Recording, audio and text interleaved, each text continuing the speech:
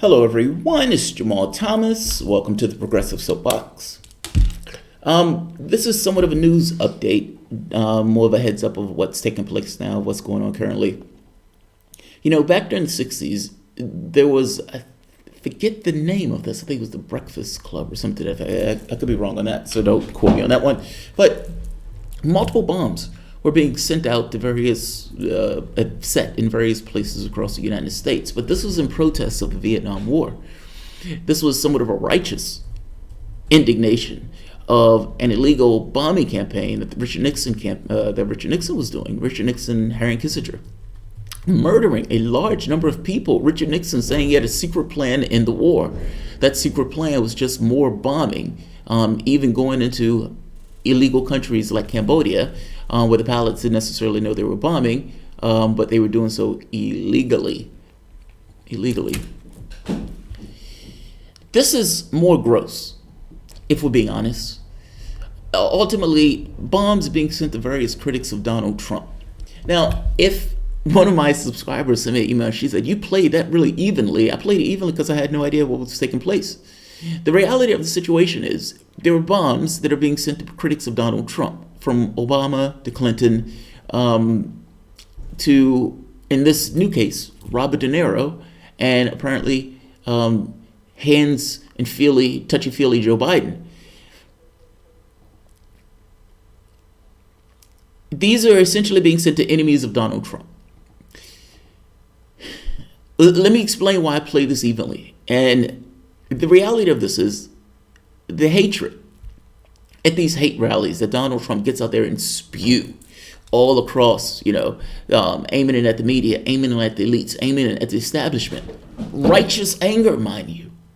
Righteous indignation. Meaning the kernel of that, where that all starts, is not necessarily coming out of the blue. It's not coming out of the ether.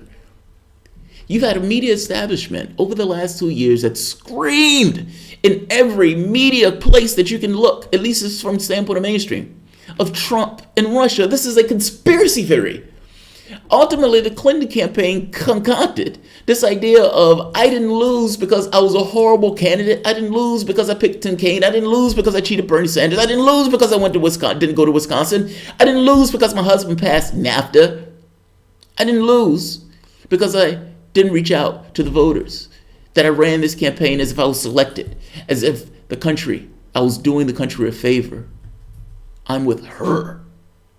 You bitches are with me. I didn't lose for all of those reasons. I lost because of Trump and Russia.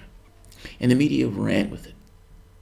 Shattered that the person they thought was going to win, that Huffington Post had winning 95% chance of winning on the night that she lost.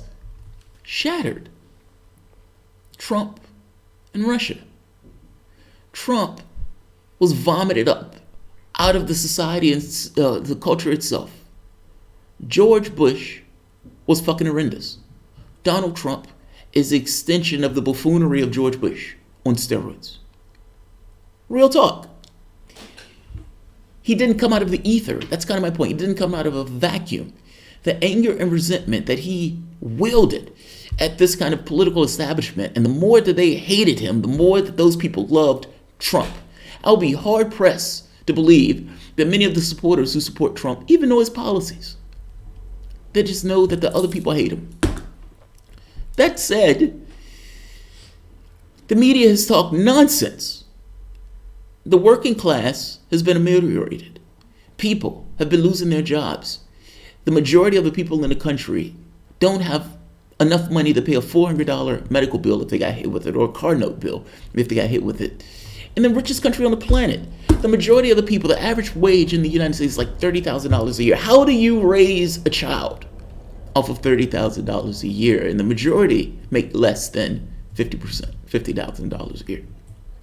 This is the environment that vomited up Donald Trump.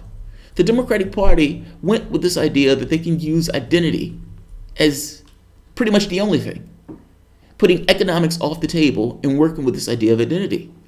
Meaning that there was no release valve, that for all intents and purposes, both parties were captured by the rich, and there was no representative of the poor. Donald Trump rides this wave of amelioration, rides this particular wave of the elites acting as if the world is great. Let's keep this thing a-ticking. And Hillary Clinton running on status quo, and Donald Trump, a blue-collared billionaire in the Republican Party, outflanking his opponent to the left. $10, I'm going to increase the minimum wage. You're all going to have big, beautiful health care. This is the shit that he was saying on the campaign trail. But more than anything else, this rage and fury wielded at the media establishment. That said, whether or not there was a kernel of that was real, these are hate rallies. Both things can be true. Call it what it is. And in these hate rallies, within a country of 300 million or so odd people, will there be a percentage of people who hears this and it soaks into? Yes. And of that small percentage that this soaks into and they want to do more, there's some that go raging at Nancy Pelosi, these Proud Boys. But will there be some that this will sink into even further still? And they would feel inclined, obliged, justified in configuring weapons, bombs, even if they're just fake, and sending them off to various people who have criticized Donald Trump? The answer is yes. That is very possible. By the same token, it is also possible that Trump goes up in the polls, and in Trump going up in the polls, there's this thought that the world is at stake.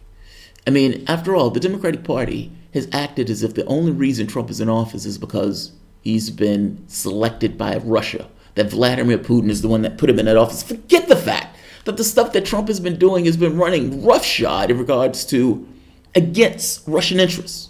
Pulling out of the ballistic missiles treaty is against Russian interests. Arming Ukrainians, Nazis in Ukraine, is against Russian interests.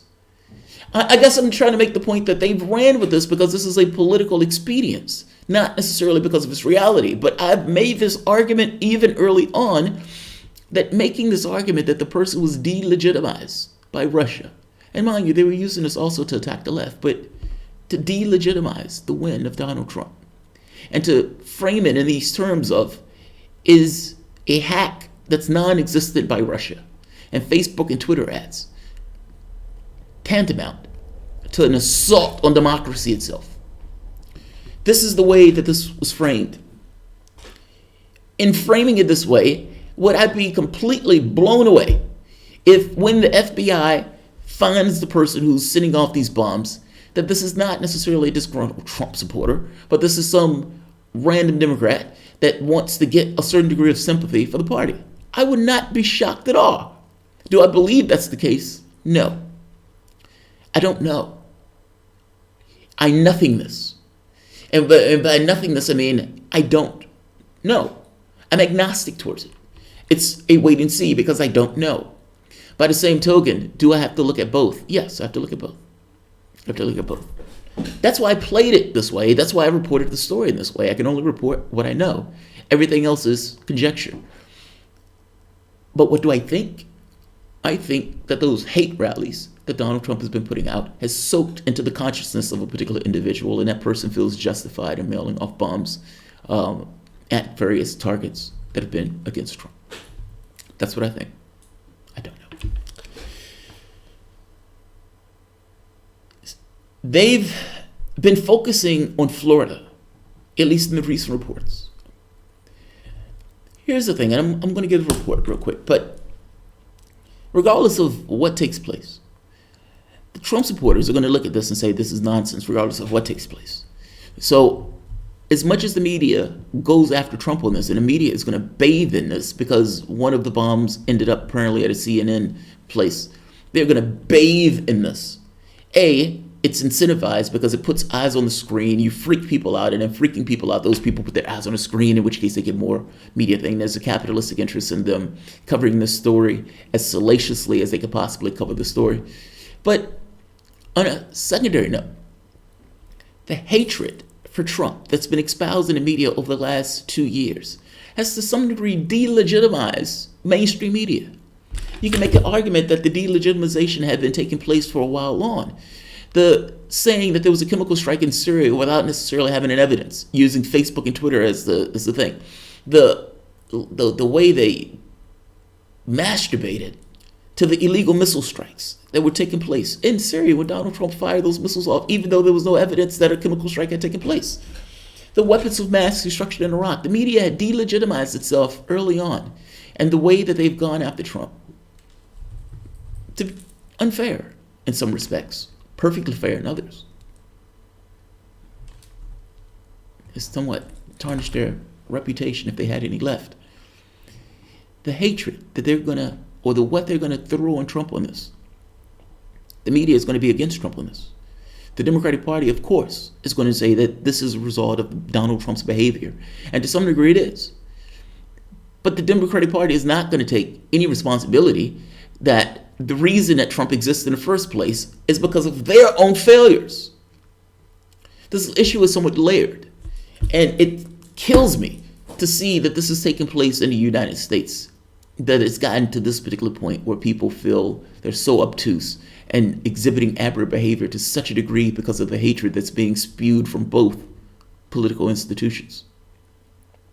They don't want to deal with real things. And because they don't want to deal with real things, they deal with BS stuff. Here's the world that they've created. Trump supporters are probably not going to pay any mind to what media is putting out on this. The Republican Party is going to say some sick, sad person decided to do this, but this in no way reflects on us. That's what they're going to say. I've even seen tweets from people saying this already. Trump is not going to take any responsibility for this at all.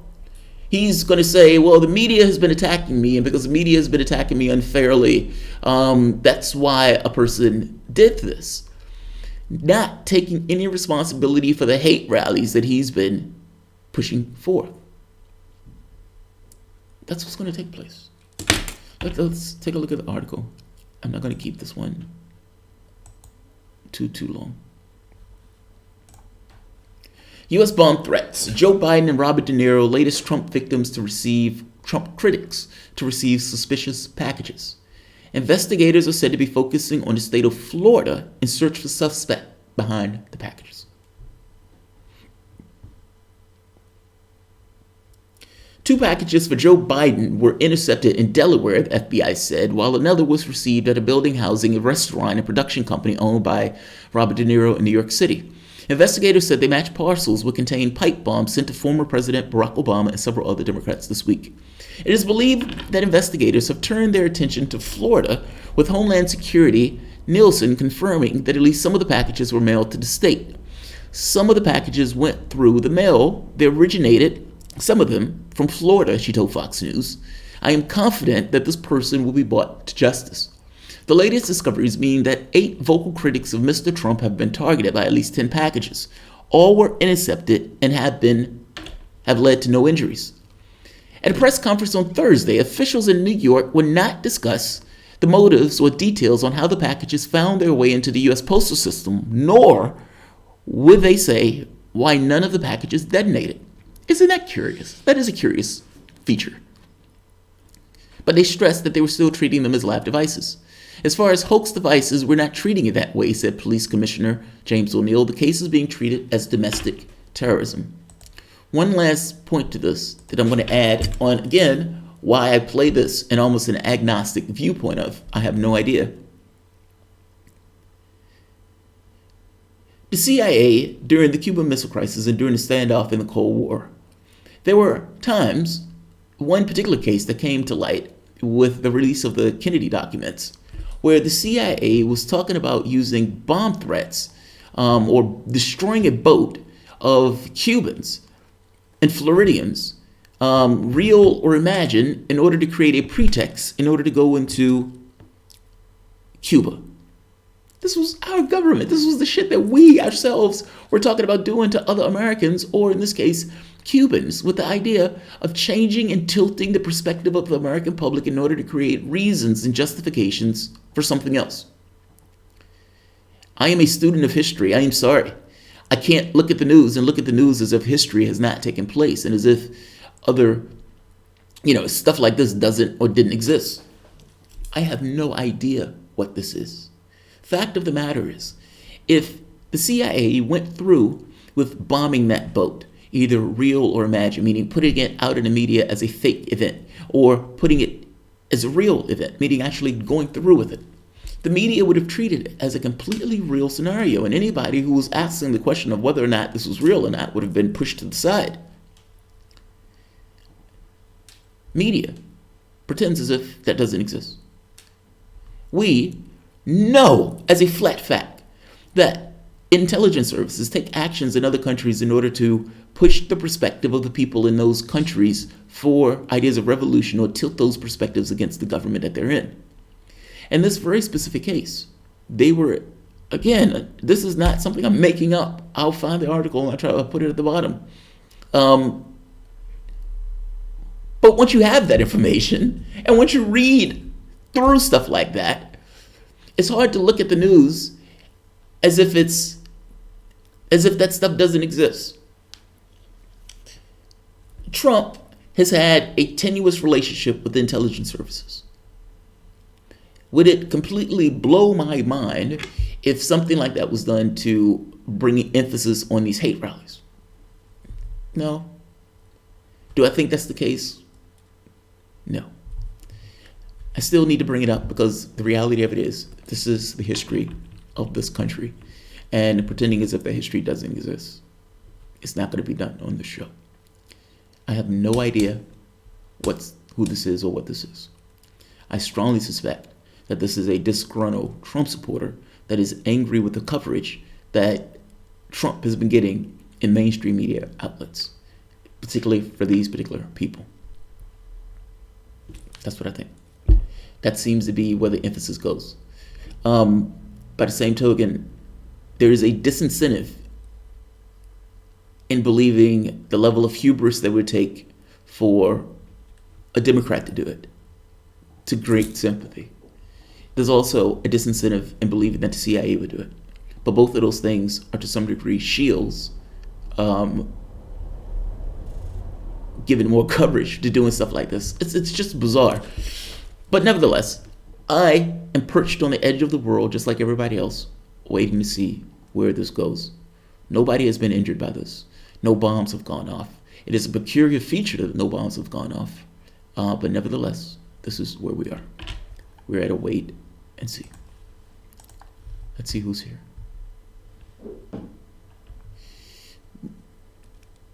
Devout anti-capitalists. Most of my relatives still believe mainstream media.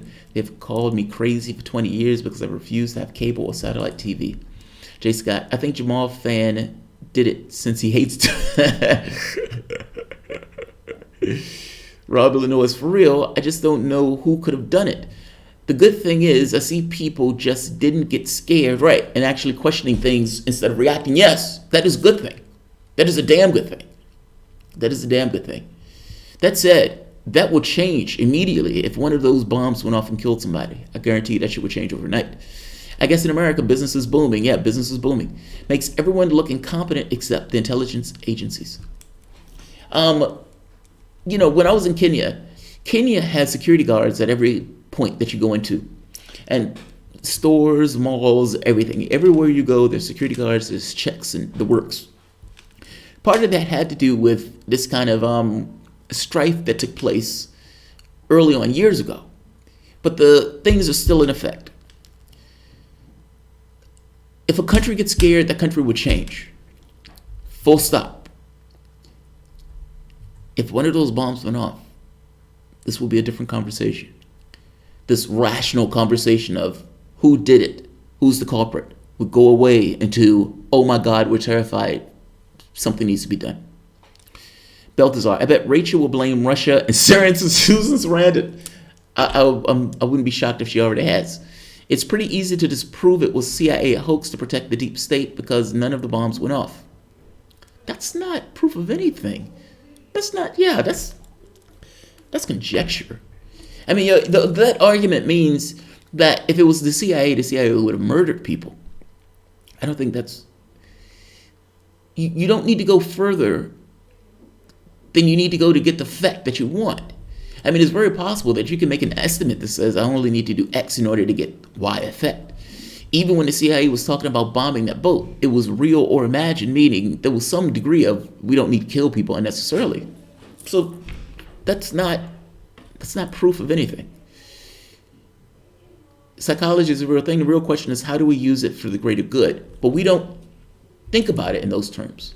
Like even in educating our kids. McDonald's, God, I don't remember where I read this. But corporations look at, like McDonald's, realize that if you can get a kid when that kid is between 2 and 5 years old, that you can have that kid for the rest of his life. They look at that stuff. I think I should suggest we need to start looking at this stuff too. All right. Not going to keep this one long.